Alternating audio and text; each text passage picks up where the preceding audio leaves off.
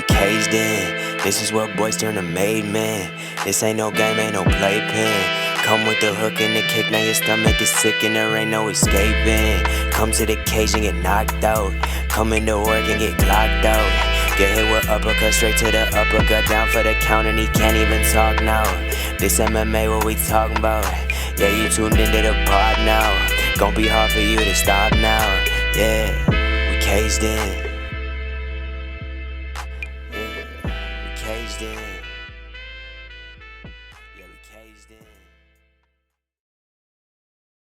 Welcome back to another episode of Caged In. I'm your host, Chris DiCarlo. Got a very special guest on the other line with me today. He's fighting at UFC 283 this Saturday night. It's Cody Stamann. How we doing today, my man? Doing really good, dude. Chilling. Hey, man, thanks for taking some time out. I know it's fight week. I know you're over there in Brazil, but I appreciate you taking a little bit of time to come out and chop it up with me, man. It means a lot. Yeah, no worries. Yes, sir. All right, man, let's get into your background a little bit. Where were you born and raised and kind of what was growing up like for you? Were you an athlete? What kind of sports did you play? The whole shebang. So I am from a little town called Sparta, Michigan, and yeah, growing up, I was a little country boy, man. Hunting, fishing. I played football, baseball, basketball, all the normal sports. I didn't start wrestling and boxing until I was a little older, Mm, which eventually led me to MMA. But yeah, I was definitely like a 3, 4 sport athlete, pretty much my whole life. hell yeah. What kind of led to that transition to MMA? Kind of how'd you get into the sport? Trouble, Trouble. trouble. Yeah. I mean, like most guys, I was pretty scrappy. Mm, I couldn't play basketball because I was a little too aggressive. all right. Uh, and eventually, yeah, that led to wrestling. And my family, I come from a family of boxers, so Hmm.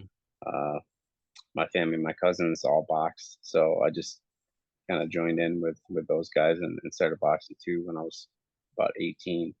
And Hell that's kind yeah. of when MMA kind of started becoming a thing. So yeah, everything kind of timed out exactly the way it's supposed to. For sure, for sure. Your nickname, man, you go by the Spartan.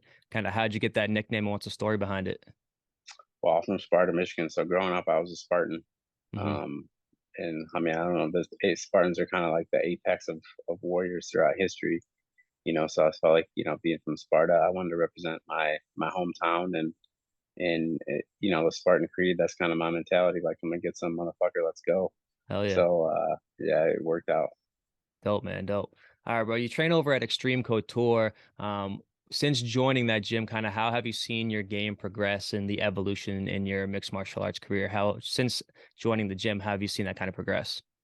Training at Extreme it's a crazy place, because there's just Mm, so many talented guys. Like you're never top dog on the mat, and like training in Michigan, it was different. You know what I mean? I was normally the best or one of the best guys, right. always in the gym, and like you can't have that in a minute. You need that opposition constantly, if you're gonna improve in the sport. So, for me, like the move to Extreme, uh, just kind of gave me the confidence that I needed to know that like I can compete with anybody. You know what I mean? Like it doesn't matter like what they're about or what their name is or how long they've been in the UFC. Like I can For sure. find a way to beat them. And that's what just consistently training with the highest level of guys, on a daily basis kind of gives you. Like you've seen it all. Like what's going on in the sport. Definitely, definitely. We mentioned it earlier, man. You're fighting over at UFC 283 in Brazil. Your opponent, Luan Lacerda, is 12-1, making his UFC debut. What do you know about this guy? Have you broken down the tape and kind of what do you see in his game? Yeah, I watched a little bit of tape on him. Obviously, not in the UFC, so there's not a ton to go off, and Right. the fight game's you versus you. You know what I mean? Like I'm just trying to be the best that I can be. Obviously, I'm gonna prepare for the specific things that he does well. Hmm.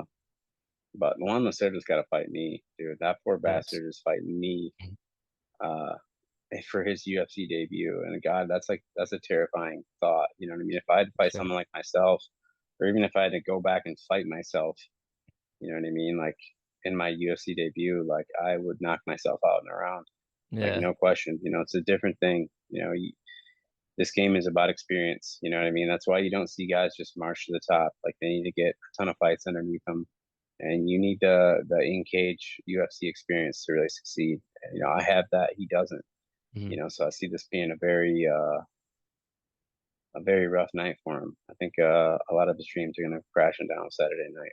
For sure. You mentioned it's tough, making your UFC debut against a guy like you who's been in the league for a while and has all the experience and in the fight record to back it up. You are going into Brazil and fighting in his backyard. Kind of what's that mentality like for you being like in enemy territory versus a guy who's fighting at home? When you want to take the island, you burn the boats. I have no thoughts of like home or anything. It's like Mm, win or die here. Like, and that's the mentality that I take to every fight. It's a mentality that I just recently kind of grasped to, and like that is the Spartan mentality. It's like for sure. come home with your shield or on it. You know what I Mm, mean? And that's the mentality that I take into all fights now. Enemy territory at home doesn't matter. You know what I mean? When I set foot in there, it's like me or you, motherfucker. One of us isn't coming out of here the same. And Saturday when I get in there with Luan Lacerda, uh, he won't be the same man he was. He'd be a fucking broken version of himself. And I'm just gonna show this kid a level of MMA that he's never seen. hell yeah, man. Love to hear it. Have you traveled internationally for any of your fights before, or is this? I know you went over to Abu Dhabi for Fight Island, but other than that, and this one, have you been internationally before? And kind of what kind of wrench does that throw into your fight preps? You just need to come out here a little bit earlier, kind of acclimate to everything. But yeah, I've traveled all over the world with teammates Mm, and everything else. So I'm no stranger to the international travel. I've been all over the place, man. I've been to mm. damn near every continent on the earth. So Hell yeah.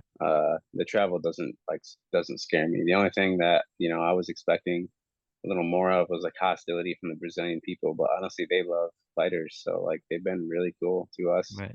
Hell yeah. So the experience wasn't quite as hostile as I thought it was going to be. So um, I'm just gonna have to find that hostility in myself Yes, and sir. make it happen. Yes, sir. Is this your first time in Brazil? No, No. I've been to Brazil a couple times for my buddy Darren Cruikshank, who Hmm. I always cornered. So yeah, I've been Right. here. I know what to expect. I know how the Brazilians do it. So yeah, we're ready for these motherfuckers. Hell yeah, man. Let's go. Saturday night, man, UFC 283, you get your hand raised.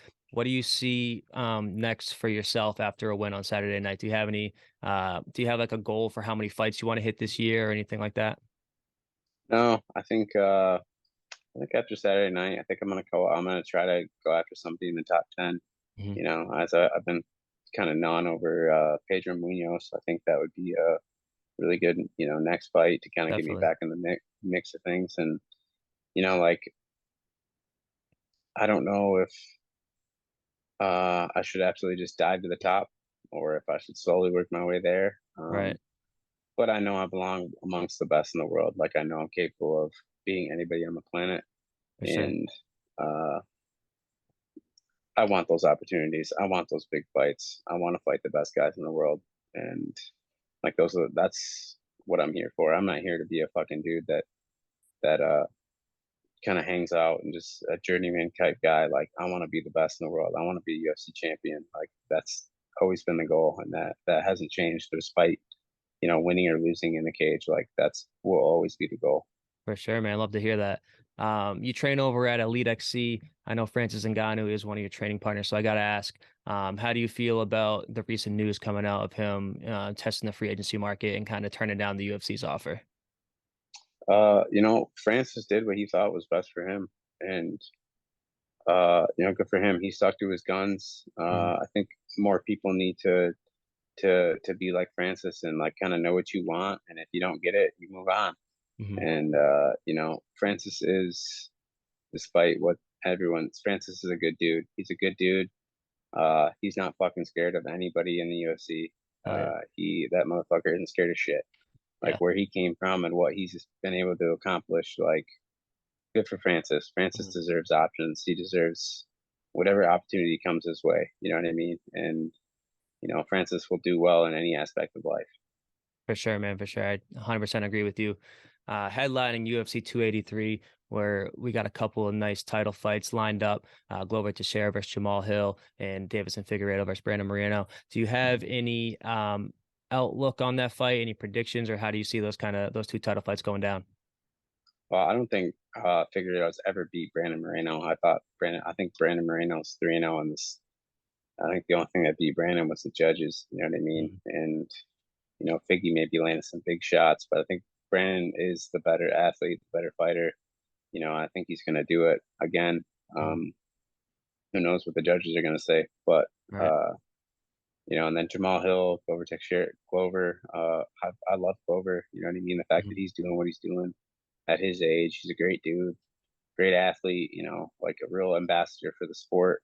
For sure. But Jamal Hill's from West Michigan. Like that's my boy. Like we Mhm. came up together.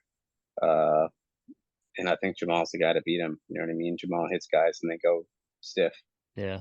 So I think that a long career is going to catch up with Glover Teixeira, and Jamal Hill's going to be the next UFC champion. Hell yeah, man. Love to hear it. Well, Cody, thanks for taking some time out to chop it with me, man. I said I'd get you out here quick. I appreciate you coming on and talking to me. Oh, yeah. We're starting the night off early with you on the prelims, and we're in for a good night by the time the end of the night's over, man. So best of luck. Go get that W, and hopefully I'll talk to you soon, man. Thanks, brother. Yes, Appreciate it. sir. Appreciate you.